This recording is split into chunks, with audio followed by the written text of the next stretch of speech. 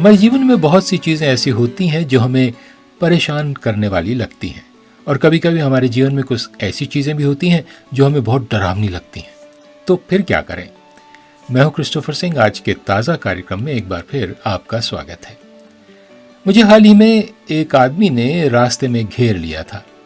उसने अपने कुत्ते को बिना रस्सी से पकड़े हुए छोड़ दिया था, और जहाँ मैं रहता हूँ ये कानून के खिलाफ है। तो मैं ही हूँ, सो मैंने उसे टोका कि भाई कुत्ता बांध लो। हालांकि वास्तव में मुझे अपना मुंह बंद रखना चाहिए था। खैर वो फूट पड़ा और वो मुझसे बहुत ऊंचा और जवान और शक्तिशाली था। उसने आक्रामक तरीके से मेरा सामना किया।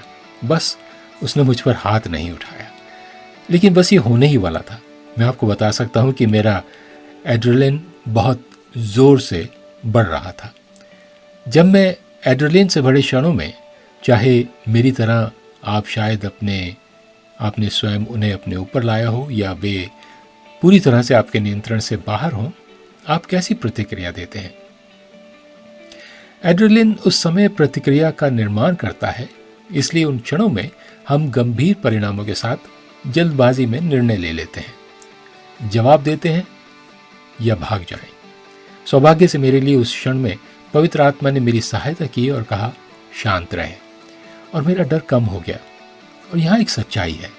बाइबल में लिखा है, भजन संहिता उसका 27 अध्याय और पहले वचन में, यहोवा परमेश्वर मेरी ज्योति और मेरा उद्धार है, मैं किससे डरूं? यहोवा मेरे जीवन का दृढ़ गढ़ ठहरा है, मैं किसका भय खाऊं? आप और मैं, हम हमेशा ठीक काम नहीं करते हैं। हम ऐसी बातें कहते हैं और वे काम करते हैं जिनका बाद में हमें पछतावा होता है। ये परमेश्वर के लिए कोई आश्चर्य की बात नहीं है, लेकिन ये हमारे दिल को देखता है। वो आपको जानता है और विश्वास कीजिए, वो आपकी रक्षा करने के लिए बिल्कुल तैयार है।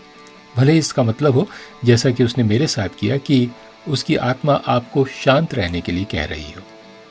जहाँ यहोवा है वहाँ मेरा जीवन सुरक्षित है, इसलिए मैं किसी से नहीं डरूंगा। ये परमेश्वर का ताज़ा वचन है आज आपके लिए।